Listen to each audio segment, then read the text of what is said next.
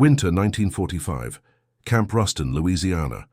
500 German women prisoners of war step off trains into the American South. The first large group of female enemy combatants ever held on United States soil. They've been transferred from filthy British transit camps, months without proper hygiene. Lice infestations crawling through their hair, skin raw from disease and neglect. The humiliation of living like animals while still being treated as soldiers. They arrive expecting American brutality, expecting the propaganda to prove true. Instead, guards lead them toward a long, low building. Steam rises from its vents into the cold January air.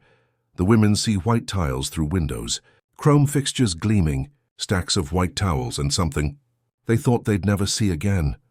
Something so simple it breaks. Them a bar of soap, December 1944.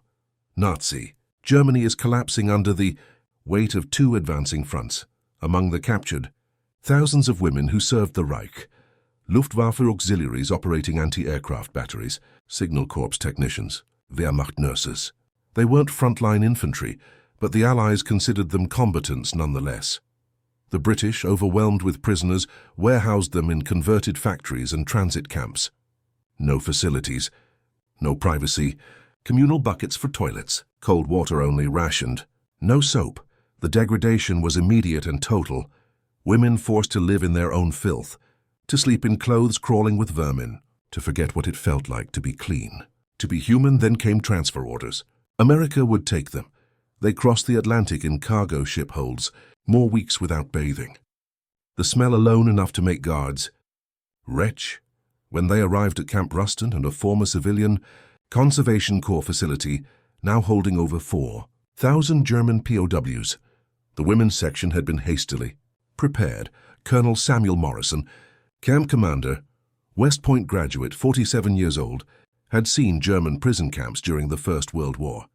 He'd made himself a promise then, if he ever held prisoners, he would remember the Geneva Convention wasn't a suggestion.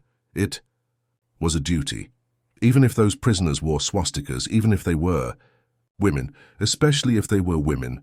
Helga Schneider steps off the train into Louisiana humidity, 28 years old, former Wehrmacht nurse, captured outside Aachen after treating wounded in a field hospital for 72 hours straight. She hasn't properly bathed since September.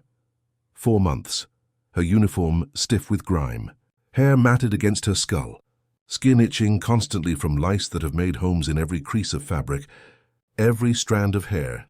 The shame is worse than the discomfort. Beside her, Inge Müller, 22, former Luftwaffe signals operator from an aristocratic Berlin family, tries to hold her head high, but her once proud posture is broken. Her blonde hair, which she'd kept pinned in regulation style even through the chaos of retreat, is now a tangled, infested mass. In the British camp, Helga mutters in German, they gave us buckets, cold water, 10 women sharing. We stopped feeling human, Inge whispers back, started feeling like animals. Around them, 500 women shuffle into formation, eyes down, shoulders hunched. The posture of the defeated and degraded. American guards watch, some hostile, some professional, some clearly uncomfortable with the task of guarding women. Corporal James Patterson, 24, Georgia farm boy, never imagined he'd see enemy women, stands at attention, but can't help staring. They look broken, not like soldiers. Like refugees. Lieutenant Ruth Henderson, 31, Army Nurse Corps assigned as female liaison, steps forward. She surveys the women with a clinical eye, notes the obvious signs: malnutrition, skin conditions, parasitic infestations. She speaks German, learned it from her immigrant parents. Formation, she calls out, her accent flawless. Processing will begin immediately. The women flinch at the command. Processing, that could mean anything. Helga closes her eyes, remembers the propaganda broadcasts, the warnings whispered between prisoners during transfer. Americans have no shame about women. They'll strip search you publicly, hose you down in the cold like dogs. Make it quick, Inge breathes beside her. They're led through the camp, rows of wooden barracks. Guard towers, barbed wire, but cleaner than expected, organized, not the chaotic brutality they'd been promised. Standard procedures. Begin documentation, photographs, fingerprints. Then Lieutenant Henderson makes an announcement. You will proceed to shower facilities. Hot water will be provided. Soap is available. Silence, the women don't move, don't believe it. Hot water, soap. It must be a trick. The shower building sits at the edge of the women's compound. Guards lead them forward. Steam visible from roof vents. The women walk like condemned prisoners toward execution. Helga's heart pounds. This is where the cruelty begins. This is where they strip away the last of our dignity. The doors open, and the world tilts, white tiles, clean, gleaming, in overhead lights. Individual. Shower stalls, 20 of them, each with canvas. Curtains, privacy, actual privacy. Chrome fixtures. Real shower heads, not hoses. Wooden benches with hooks for clothes. And on tables against the wall, stacks of white towels. Folded neatly clean, beside them bars of soap. White, stamped with letters. Ivory and small glass bottles. Shampoo. Frida Koch, 35, mother of 3 children she hasn't seen in 8 months, makes a sound. Half laugh. Half sob. She drops to her knees on the tile floor. They treat dogs better than us, she whispers in German. And here they treat us like dogs are treated better than we were treated. Helga stares. Cannot process what she's seeing. Inge's hands shake. Lieutenant Henderson steps forward. Her voice firm but not unkind. You will shower in groups of 20. Hot water for 15 minutes per group. Use as much soap as you need. Your clothing will be deloused and laundered. Clean uniforms will be provided when you finish. A pause. This is standard procedure for all prisoners of war at this facility. Standard, not mercy. Not special treatment. Standard, the first group undresses. Helga among them. She's ashamed of her own filth. Can't smell herself. See the grime caked into every crease of skin. She steps into a stall, pulls the canvas curtain, alone, private, turns the handle. Water hits her. Hot. Actually hot. For the first time in 4 months, hot water touches her skin. She gasps, cannot help it, reaches for the soap. White, clean, smells like nothing. Like purity, she scrubs until her skin turns red. Trying to wash away months of degradation, humiliation, shame. The water at her feet runs brown. Dirt, dead lice. 4 months of accumulated filth circling the drain. Around her, through the steam, she hears women weeping, praying, laughing hysterically. Inge washes her hair 3 times, uses the entire small bottle of shampoo. Watches matted tangles transform back into something recognizable, something human. How can our enemy give us back our humanity? She whispers to the tile wall. The cognitive dissonance is crushing. Americans are brutal conquerors. Americans died as the monsters we were warned about. And yet soap, hot water, privacy, dignity. Outside, Corporal Patterson stands guard with another soldier. Through the walls he hears crying. Why are they crying? He asks, uncomfortable. The other guard, older veteran of North Africa, shakes his head. Because they expected hell. Jimmy, we gave them soap. The transformation is immediate. Women emerge from the shower building clean for the first time in months. Wearing fresh POW uniforms, simple grey dresses but clean. Hair washed and combed, skin scrubbed, nails trimmed. They look like people again, not soldiers. Not prisoners. Not animals. People. The psychological shift is visible in their posture. Heads slightly higher. Eyes meeting instead of avoiding. They're led to their barracks. Helga braces for concrete cells. Metal bars. The expected prison. Instead, wooden building. Rows of bunk beds with actual mattresses. Thin, yes, but real. Wool blankets, pillows. A coal stove radiates heat in the center of the room, windows with glass. And at the far end, a door marked with a sign, lavatory. Frida walks to it slowly. Opens the door. Toilets. 4 of them. With partitions between, sinks with running water. Mirrors on the wall. She sits on a bunk and sobs. In the British camp, she says to no one, everyone, we had a trench.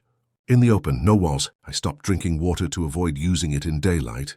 Here there are doors, privacy. The word breaks her. Privacy. First meal in the mess hall, not cells. Not buckets passed through bars. A dining hall with tables and benches. They're served on metal trays. Hot food, beef stew, potatoes, bread with butter, coffee. Not gourmet. Standard military fare, but hot, substantial. The portions generous. The women eat slowly, savoring, still suspicious, still waiting for the cruelty to begin. Lieutenant Henderson sits at a table with them. Unusual. Officers don't fraternize with prisoners. She explains the routine. Medical care, work assignments, recreation privileges, letter writing, and then showers twice weekly. Hot water, soap provided, twice weekly. Helga, unable to stop herself, asks in broken English, why? Henderson looks at her directly. Geneva Convention requires humane treatment of prisoners of war. British signed Geneva too, Helga says, bitter. Henderson's expression softens slightly. I know we're not perfect, but we try. The weekly routine establishes itself. Tuesday and Friday showers. The women line up eagerly now, no longer afraid. Wednesday laundry. Their uniforms washed properly, dried, returned. Daily sick call. Real doctors. Real medicine. Treatment for skin conditions, malnutrition, parasites. Work assignments, camp maintenance, kitchen duty, sewing uniforms. Paid in camp script for the canteen. Recreation, yard time, library access, letter writing privileges. At night in the barracks, Inga and Helga whisper in German. Why are they kind? Inga asks, it must be strategy, to make us cooperate, to break our loyalty to the fatherland. Or, Helga says slowly, maybe they just see us as people. Neither knows which possibility is more frightening. In the lavatory, Inga stares at her reflection. First time seeing herself clean in months. She's thinner, hair less vibrant, lines around her eyes that weren't there before but clean, human. Forgot what I looked like without shame on my face. She whispers to her reflection. Colonel Morrison conducts weekly inspections of the women's section. He walks the barracks, checks facilities, speaks with guards and prisoners. His philosophy is simple. They're prisoners of war, not animals. We maintain discipline, but we maintain humanity. But he faces pressure, community complaints. Local citizens who lost sons, brothers, husbands. They see German women eating hot meals, taking showers, living in heated barracks. You're coddling Nazis, one city councilman tells him. Morrison's response is measured. The Geneva Convention isn't negotiable. We follow it because we're better than them. We prove that by our actions, not our words. Corporal Patterson's perspective shifts gradually. Initially uncomfortable around enemy women, he slowly begins seeing their humanity. Frida shows him photographs of her children.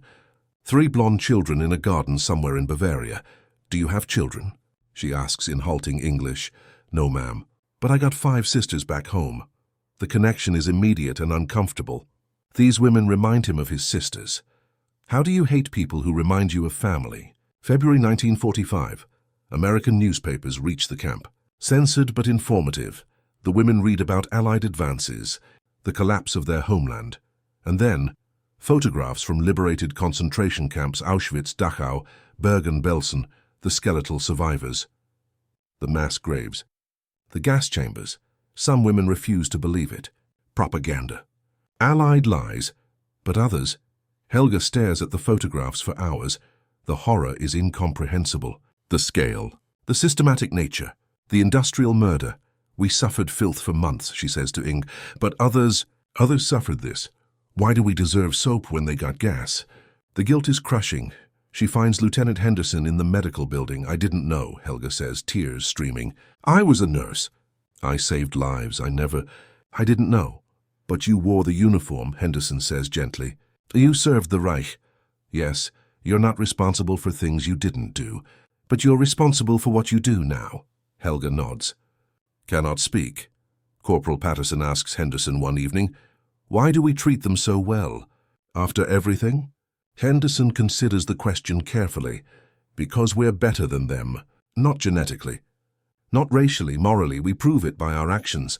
If we become like them, cruel, degrading, inhumane, then what did we fight for? Patterson thinks about this. About the bar of ivory soap. The hot showers. The clean towels. Simple things. Revolutionary things. The women's section is not monolithic. Some remain defiant. True believers. Nazi ideology unshaken. Others are broken, questioning everything, drowning in guilt. Most exist in between, confused, grateful, human, trying to reconcile the propaganda with the reality. The soap and hot water didn't just clean their bodies. It washed away certainties, made room for doubt, for questions, for the possibility that maybe, just maybe, everything they'd been told was a lie.